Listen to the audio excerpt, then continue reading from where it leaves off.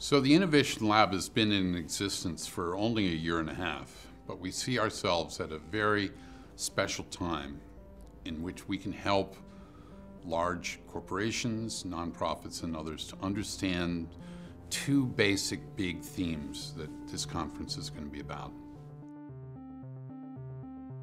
The conventional wisdom was that the city would not be that important because we would all be connected virtually.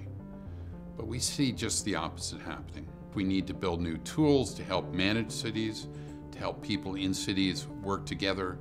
And you will see today and in the next few years many interesting new projects that we're doing that involve rethinking urban spaces.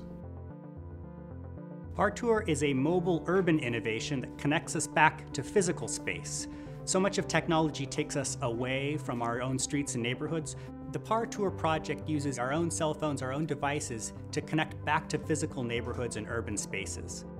This technology, and really a strategy about community engagement that goes with us, connects us back to each other and to the community organizations that can really accomplish social change and engagement. Our project is the Long Table.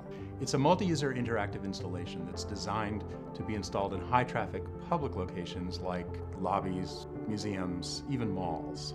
Instead of working within the confines of a small bounded rectangular screen, the space of the Long Table is conceived of as an unbounded landscape with individual interface elements for each individual user. These elements can dynamically reconfigure themselves, connecting between users to encourage social interaction and collaboration. The two most important commodities of the 21st century are time and energy, and traffic unfortunately wastes both of them. So the goal is to collect traffic information real time from road segments with video cameras that collect traffic information and then infer traffic information from the video feeds and provide it to people through various devices like mobile phones and whatnot. When a crisis hits a community, whether it's a wildfire, flooding, or an earthquake, clear communication is often the first casualty.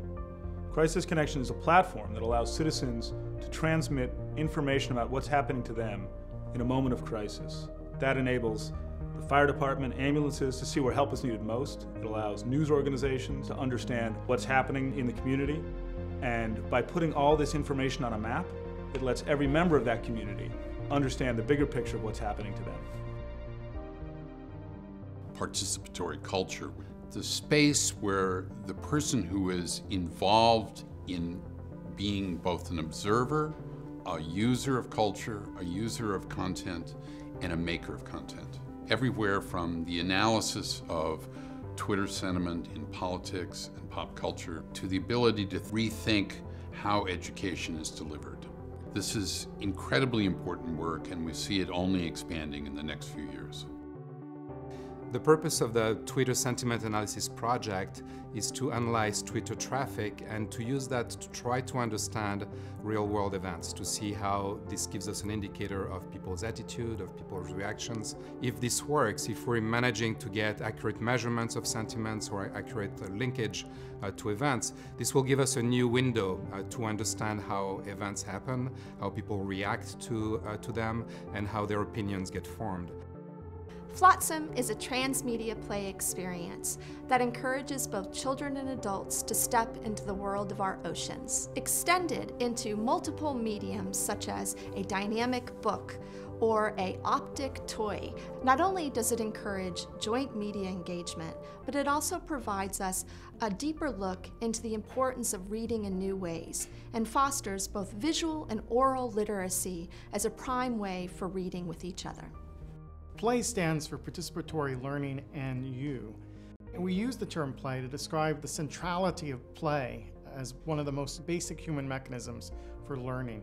Our schools often treat play as a disruption of the educational process, but in fact, we think it's what motivates educational process. It's what allows kids to take risks, to try new things, to experiment with the materials around them, and not to be worried about failing.